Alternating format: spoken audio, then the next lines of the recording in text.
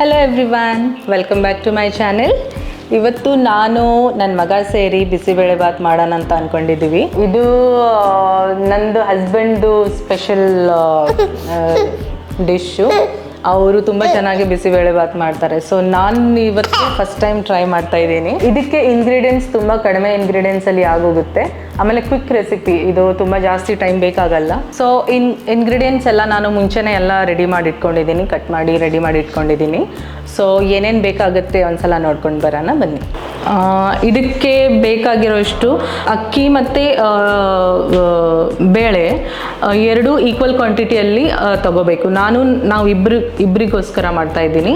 ಅದಕ್ಕಾಗಿ ನನಗೆ ಒಂದು ಚಿಕ್ಕದು ಬೌಲ್ ಸಾಕಾಗಿತ್ತು. ಅದಕ್ಕೆ ನಾನು ಒಂದು ಬೌಲಲ್ಲಿ ಹಾಫ್ ಅಕ್ಕಿ ತೊಗೊಂಡು ಹಾಫ್ ಬೇಳೆ ತೊಗೊಂಡು ನೆನೆಸಿಟ್ಕೊಂಡಿದ್ದೀನಿ. ಸೊ ಇದಕ್ಕೆ ಇದು ಬಿಸಿಬೇಳೆಬಾತ್ ಪೌಡರ್, ಆಮೇಲೆ ಸ್ವಲ್ಪ ಅರಿಶಿನ ಹಾಕಿದ್ದೀನಿ, ಇದಕ್ಕೆ ಸ್ವಲ್ಪ ಹಿಂಗೆ ಹಾಕಿದ್ದೀನಿ, ಆಮೇಲೆ ಒಂಚೂರು ಉಪ್ಪು ಹಾಕಿದ್ದೀನಿ. ಒಂದು ಟೊಮ್ಯಾಟೊ ನಾನು ಕಟ್ ಮಾಡಿ ರೆಡಿ ಇಟ್ಕೊಂಡಿದ್ದೀನಿ. ಇದು ನನಗೆ ಟೇಸ್ಟ್ ಪ್ರಕಾರ ನಾನು ಉಪ್ಪು ತೊಗೊಂಡಿಟ್ಕೊಂಡಿದ್ದೀನಿ. ಇದು ಶುಂಠಿ ನನಗೆ ಎಷ್ಟು ಬೇಕೋ ಅಷ್ಟು ತೊಗೊಂಡಿಟ್ಕೊಂಡಿದ್ದೀನಿ. ಕಾಜು ಸ್ವಲ್ಪ, ಇದು dry chilli, this is dry coconut chopped, this is coriander. ಆಮೇಲೆ ಇದು ಸ್ವಲ್ಪ ಉದ್ದಿನಬೇಳೆ, ಸ್ವಲ್ಪ ನಾನು ಕರಿಬೇವು ಲೀವ್ಸ್ ತೊಗೊಂಡಿಟ್ಕೊಂಡಿದ್ದೀನಿ, ಸ್ವಲ್ಪ ಸಾಸಿವೆ ಕಾಳು ತೊಗೊಂಡಿಟ್ಕೊಂಡಿದ್ದೀನಿ, ಆಮೇಲೆ ಘೀ. ನೆಕ್ಸ್ಟ್ ನಾವು ಅಕ್ಕಿ ಬೇಳೆ ಎರಡು ಬೇಯಕ್ಕೆ ಇಡ್ತಾ ಇದ್ದೀನಿ. ಸೊ ಇದಕ್ಕೆ ಸ್ವಲ್ಪ ಜಾಸ್ತಿ ನೀರು ಬೇಕಾಗುತ್ತೆ, ಸ್ವಲ್ಪ ಗ್ರೇವಿ ಥರ ಆಗಬೇಕು. ಅಕ್ಕಿ ಬೇಳೆ ಸಾಫ್ಟ್ ಆಗಬೇಕು ಅಂತ ಸ್ವಲ್ಪ ಜಾಸ್ತಿ ಕ್ವಾಂಟಿಟಿಯಲ್ಲಿ, ನಾರ್ಮಲ್ ನಾವು ಅಕ್ಕಿಗೆ ಎಷ್ಟು ಹಾಕ್ತೀವಿ ಅದಕ್ಕಿಂತ ಸ್ವಲ್ಪ ಜಾಸ್ತಿ ಕ್ವಾಂಟಿಟಿಯಲ್ಲಿ ನೀರು ಹಾಕ್ಕೋಬೇಕು. ಆಮೇಲೆ ನಾವು ಬಿಸಿಬೇಳೆಬಾತ್ ಸ್ವಲ್ಪ ಗ್ರೇವಿ ಥರ ಮಾಡ್ತೀವಲ್ಲ, ಸೊ ಯೂಶ್ವಲಿ ನಮಗೆ ಎಷ್ಟು ರೈಸ್ ಬೇಕಾಗುತ್ತೆ, 2 ಜನಕ್ಕೆ ಎಷ್ಟು ರೈಸ್ ಬೇಕಾಗುತ್ತೆ ಅದಕ್ಕಿಂತ ಒಂದು ಚೂರು ಕ್ವಾಂಟಿಟಿ ನಾನು ಕಡಿಮೆ ಇಟ್ಕೊಂಡಿರ್ತೀನಿ. ಯಾಕಂದರೆ ಗ್ರೇವಿ ಆಗುತ್ತಲ್ವ, ಸೊ ಹಂಗಾಗಿ ಕ್ವಾಂಟಿಟಿ ಸ್ವಲ್ಪ ಜಾಸ್ತಿ ಆಗೋಗುತ್ತೆ. ಅದಕ್ಕಾಗಿ ನಾನು ಸ್ವಲ್ಪ ಕ್ವಾಂಟಿಟಿ ಕಡಿಮೆ ಇಟ್ಕೊಂಡಿದ್ದೀನಿ.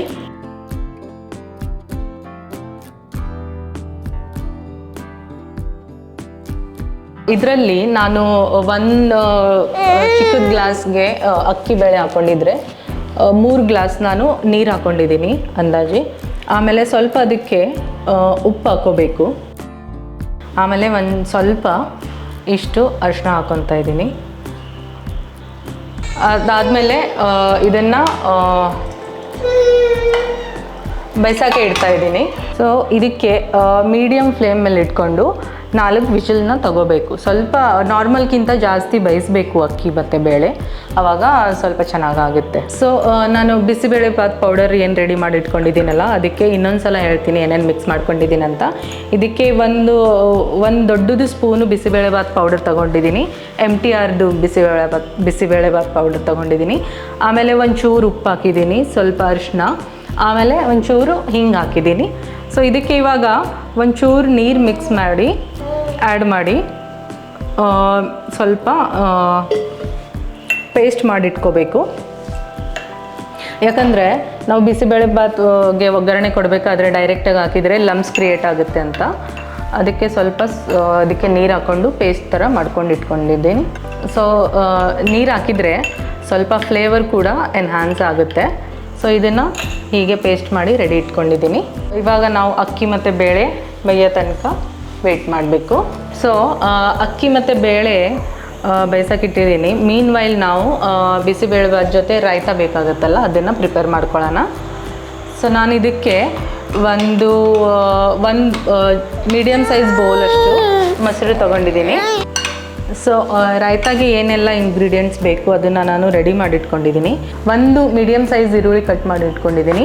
ಆಮೇಲೆ ಒಂದು 1/2 ಇಂಚ್ ಶುಂಠಿ ಕಟ್ ಮಾಡಿ ಇಟ್ಕೊಂಡಿದ್ದೀನಿ, 1/2 ಇಂಚ್ ಶುಂಠಿ, ಒಂದು ಸ್ಮಾಲ್ ಸೈಜ್ ಮೆಣಸಿನ್ಕಾಯಿ ಎಲ್ಲ ಕಟ್ ಮಾಡಿ ಮಿಕ್ಸ್ ಮಾಡಿ ಇಟ್ಕೊಂಡಿದ್ದೀನಿ. ಸೊ ಇದನ್ನು ಇದರಲ್ಲಿ ಹಾಕ್ಬಿಡೋಣ.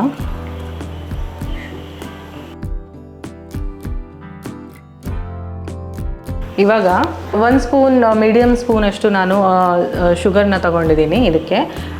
ಇದರಲ್ಲಿ ಆ್ಯಡ್ ಮಾಡೋಣ. ಆಮೇಲೆ ಟೇಸ್ಟ್ ತಕ್ಕ ನಾವು ಸ್ವಲ್ಪ ಉಪ್ಪು ಹಾಕ್ಕೊಳ್ಳೋಣ ಇದರಲ್ಲಿ.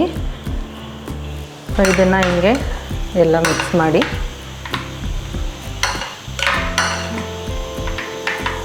ಸೊ ಇದು ಸ್ವಲ್ಪ ಗಟ್ಟಿ ಇದೆ ಕನ್ಸಿಸ್ಟೆನ್ಸಿ.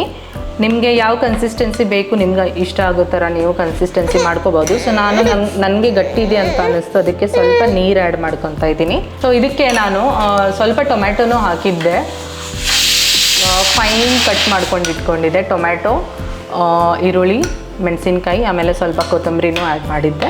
ಇದು ಇವಾಗ ರಾಯ್ತ ರೆಡಿಯಾಗಿದೆ. ರಾಯ್ತಾಗೆ ಯೂಶ್ವಲಿ ಒಗ್ಗರಣೆ ಹಾಕಬೇಕು, ಬಟ್ ನಮಗೆ ಒಗ್ಗರಣೆ ಹಾಕಿದರೆ ಇಷ್ಟ ಆಗಲ್ಲ. ಸೊ ನಿಮಗೆ ಇಷ್ಟ ಆದರೆ ನೀವು ಒಗ್ಗರಣೆ ಹಾಕೊಳ್ಬೋದು. ಬಟ್ ನಾನಿಲ್ಲಿ ಹಾಗೆ ಒಗ್ಗರಣೆ ಹಾಕ್ದೇ ಹಾಗೆ ನಾನು ಯೂಸ್ ಮಾಡ್ತಾಯಿದ್ದೀನಿ. ಇವಾಗ ತುಪ್ಪ ಸ್ವಲ್ಪ ಬಿಸಿಯಾಗಿದೆ, ಅದಕ್ಕೆ ನಾವು ಕಾಜುನ ಆ್ಯಡ್ ಮಾಡ್ಕೊಳ್ಳೋಣ. ಕಾಜು ಸ್ವಲ್ಪ ಗೋಲ್ಡನ್ ಬ್ರೌನ್ ಆಗೋ ತನಕ ನಾವು ಹುರ್ಕೋಬೇಕು ಈ ಥರ. So meanwhile Bisibele Bath history ಬಗ್ಗೆ ಹೇಳಬೇಕಾದ್ರೆ, ಬಿಸಿಬೇಳೆ ಬಾತ್ ರಾಯಲ್ ಡಿಶ್ ಇತ್ತು ಮುಂಚೆ ಮೈಸೂರು ಪ್ಯಾಲೇಸಲ್ಲಿ. ಬರೀ ರಾಯಲ್ ಫ್ಯಾಮಿಲೀಸ್ಗೆ ಅಂತ ಕುಕ್ ಮಾಡ್ತಿದ್ರು. ಅದಾದಮೇಲೆ ತುಂಬ ವರ್ಷ ಆದಮೇಲೆ ಕಾಮನ್ ಪೀಪಲ್ಗೆ ಇಂಟ್ರಡ್ಯೂಸ್ ಮಾಡಿದ್ದಾಯಿತು. ಇವೆಂಚುಲಿ ಬಿಸಿಬೇಳೆಭಾತ್ ಎಷ್ಟು ಫೇಮಸ್ ಆಯ್ತಂದರೆ ಸೌತ್ ಇಂಡಿಯಾದು ಒಂದು ಸಿಗ್ನೇಚರ್ ಡಿಶ್ ಆಗೋಯಿತು. ಸೊ ಸ್ವಲ್ಪ ಇವಾಗ ಗೋಲ್ಡನ್ ಕಲರ್ ಬರ್ತಿದೆ ಕಾಜುಗೆ. ಇದಾದಮೇಲೆ ನಾವು ಸ್ವಲ್ಪ ಅದಕ್ಕೆ ಉದ್ದಿನಬೇಳೆ ಹಾಕೊಳ್ಳೋಣ.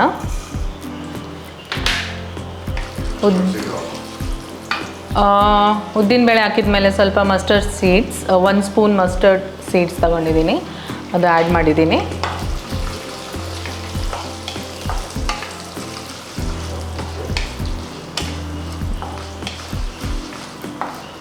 ಅದಾದಮೇಲೆ ಇವಾಗ ಸ್ವಲ್ಪ ಇದು ಡ್ರೈ ಕೋಕೋನಟ್ ಮತ್ತು ಶುಂಠಿ ಒಟ್ಟಿಗೆ ಹಾಕ್ಕೊಂಡಿದ್ದೀನಿ.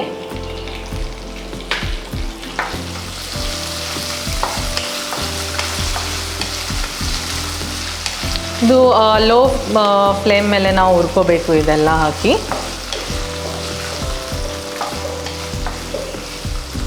ಇವಾಗ ಕಾಯಿ ಹಾಕಿದ್ದೀನಲ್ಲ, ಅದಕ್ಕೂ ಸ್ವಲ್ಪ ಗೋಲ್ಡನ್ ಕಲರ್ ಬರೋ ತನಕ ಹುರ್ಕೋಬೇಕು. ಇವಾಗ ನಾವು ಇದಕ್ಕೆ ಕರಿ ಲೀವ್ಸ್ ಹಾಕೊಳ್ಳೋಣ. ಆಮೇಲೆ ಮೆಣಸಿನ್ಕಾಯಿ, ಇದು 4 ಮೆಣಸಿನ್ಕಾಯಿ ತೊಗೊಂಡಿದ್ದೀನಿ. ಸೊ 4 ಮೆಣಸಿನ್ಕಾಯಿ ಉದ್ದ ಇದೆ ಅಂತ ಸ್ವಲ್ಪ ಹಾಫ್ ಕಟ್ ಮಾಡ್ಕೊಂಡಿದ್ದೀನಿ. ಸೊ ಇದು ಬ್ಯಾಡಗಿ ಮೆಣಸಿನ್ಕಾಯಿ ನಾನು ತೊಗೊಂಡಿದ್ದೀನಿ. ಇದು ಬರೀ ಫ್ಲೇವರ್ಗಾಗಿ ಹಾಕೊತಾ ಇದ್ದೀನಿ, ಸ್ಪೈಸಿ ಆಗಲಿ ಅಂತ ಅಲ್ಲ, ಜಸ್ಟ್ ಫ್ಲೇವರ್ ಬಿಟ್ಕೊಳ್ಳುತ್ತೆ. ಅದಕ್ಕೆ ಒಂದು 1 ಮಿನಿಟ್ ಅಷ್ಟು ನಾವು ಹುರ್ಕೊಳ್ಳೋಣ. ಸೊ ನೆಕ್ಸ್ಟ್ ನಾನು ಇದಕ್ಕೆ ಟೊಮ್ಯಾಟೊ ಆ್ಯಡ್ ಮಾಡ್ತಾಯಿದ್ದೀನಿ. ಇದು 1 ಮೀಡಿಯಮ್ ಸೈಜ್ ಟೊಮ್ಯಾಟೊ ಕಟ್ ಮಾಡಿ ಇಟ್ಕೊಂಡಿದ್ದೀನಿ ಇದಕ್ಕೆ.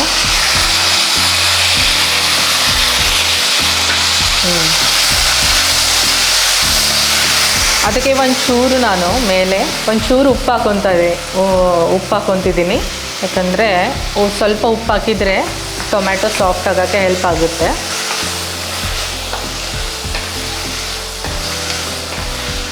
ಇದಕ್ಕೆ ಇವಾಗ ನಾನು ಸ್ವಲ್ಪ ನೀರು ಹಾಕ್ಕೊತಾ ಇದ್ದೀನಿ.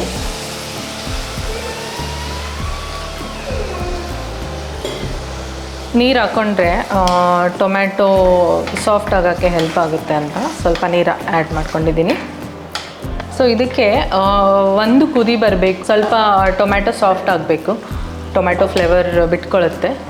ಇವಾಗ ಟೊಮ್ಯಾಟೊ ಸ್ವಲ್ಪ ಸಾಫ್ಟ್ ಆಗಿದೆ. ಸೊ ಇದಕ್ಕೆ ನಾವು ಮಸಾಲ ಏನು ರೆಡಿ ಮಾಡಿಟ್ಕೊಂಡಿದ್ವಿ, ಅದಕ್ಕೆ ಒಂಚೂರು ಉಪ್ಪು ಹಾಕ್ಕೊಂಡಿದ್ದೀನಿ ಮತ್ತೆ ಮೇಲೆ. ಸೊ ಅದನ್ನು ಇವಾಗ ಇದಕ್ಕೆ ಹಾಕೋಣ.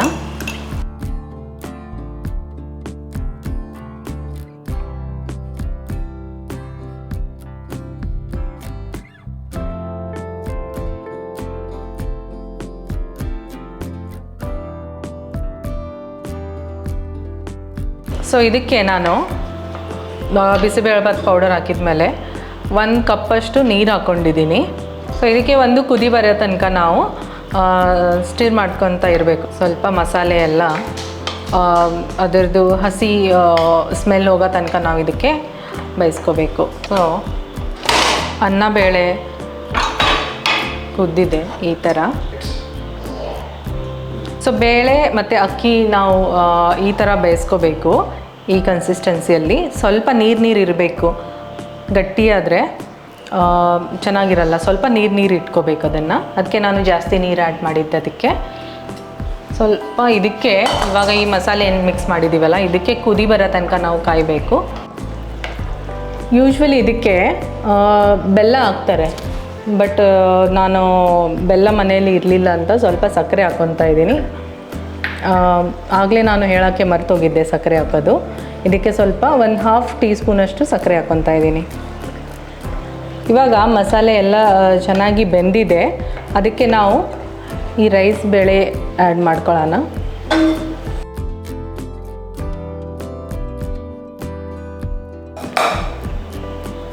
ಸ್ವಲ್ಪ ನೀರು ಹಾಕಿ, ಅನ್ನ ಅದಕ್ಕೆ ಎತ್ಕೊಂಡಿತ್ತು, ಸ್ವಲ್ಪ ನೀರು ಹಾಕಿ ಮತ್ತೆ ಅದನ್ನು ಇದಕ್ಕೆ ಮಿಕ್ಸ್ ಮಾಡ್ಕೊಂಡಿದ್ದೀನಿ. ತುಂಬ ಚೆನ್ನಾಗಿ ಸ್ಮೆಲ್ ಬರ್ತಾಯಿದೆ, ತುಂಬ ಘಮ ಘಮ ಅಂತಿದೆ ಅಲ್ವಾ ಗುಂಡು? ನಮ್ಮ ಗುಂಡನೂ ಓಡಿ ಬಂದ ಸ್ಮೆಲ್ಲಿಗಾಗಿ, ನೋಡೋಣ ಹೇಗಾಗಿದೆ ಬಿಸಿಬೇಳೆಭಾತ್ ಅಂತ. ಸೊ ಅವನು ಅವಾಗ ವಿಡಿಯೋಲ್ಲಿ ಬರ್ತಾ ಹೋಗ್ತಾ ಇರ್ತಾನೆ. ಇವಾಗ ಸ್ವಲ್ಪ ಮೇಲೆ ಒಂದು ಸ್ಪೂನಷ್ಟು ತುಪ್ಪ ಮೇಲೆ ಹಾಕಿ, ಅದ್ರ ಮೇಲೆ ನಾವು ಕೊರಿಯಂಡರ್ ಕಟ್ ಮಾಡ್ಕೊಂಡು ಇಟ್ಕೊಂಡಿದ್ವಲ್ಲ ಅದನ್ನು ಹಾಕ್ಕೊತಾ ಇದ್ದೀನಿ. ಅದನ್ನು ಹಾಕ್ಕೊಂಡು ಇದಕ್ಕೆ ಅನ್ನಕ್ಕೆ ಉಪ್ಪು ಹಾಕ್ತೀವಿ, ಮಸಾಲೆಗೆ ಸ್ವಲ್ಪ ಉಪ್ಪು ಹಾಕಿರ್ತೀವಿ.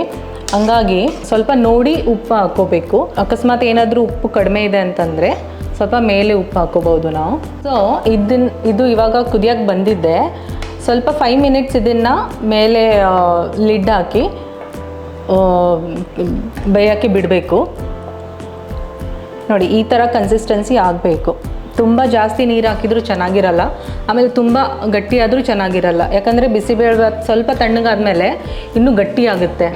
ಹಾಗಾಗಿ ಸ್ವಲ್ಪ ನಾವು ನೀರೇ ಇಟ್ಕೋಬೇಕಾಗುತ್ತೆ. ಸೊ ಈ ಕನ್ಸಿಸ್ಟೆನ್ಸಿಲಿ ಇದ್ದರೆ ಚೆನ್ನಾಗಿರುತ್ತೆ. ಸ್ವಲ್ಪ ತಣ್ಣಗಾದ್ಮೇಲೂ ಜಾಸ್ತಿ ಗಟ್ಟಿ ಆಗಲ್ಲ. ಇದಕ್ಕೆ ಇವಾಗ 5 ಮಿನಿಟ್ಸ್ ನಾವು ಲಿಡ್ ಹಾಕಿ ಇಡೋಣ. 5 ಮಿನಿಟ್ಸಲ್ಲಿ ನಮ್ಮ ಬಿಸಿಬೇಳೆಭಾತ್ ರೆಡಿ ಆಗುತ್ತೆ. So will see you after plating. ಈ ಥರ ಕಾಣ್ತಿದೆ ಫೈನಲ್ ಪ್ಲೇಟಿಂಗ್. ಬಿಸಿಬೇಳೆಭಾತ್ ರೆಡಿ ಆಗಿದೆ.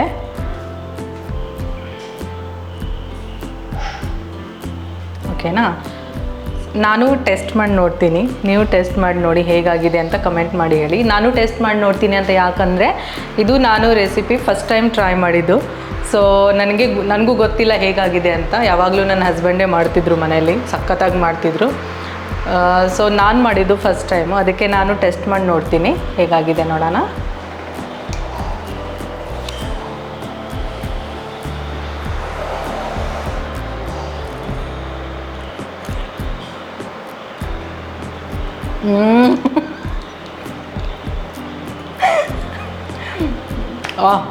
ಸಖತ್ತಾಗಿದೆ,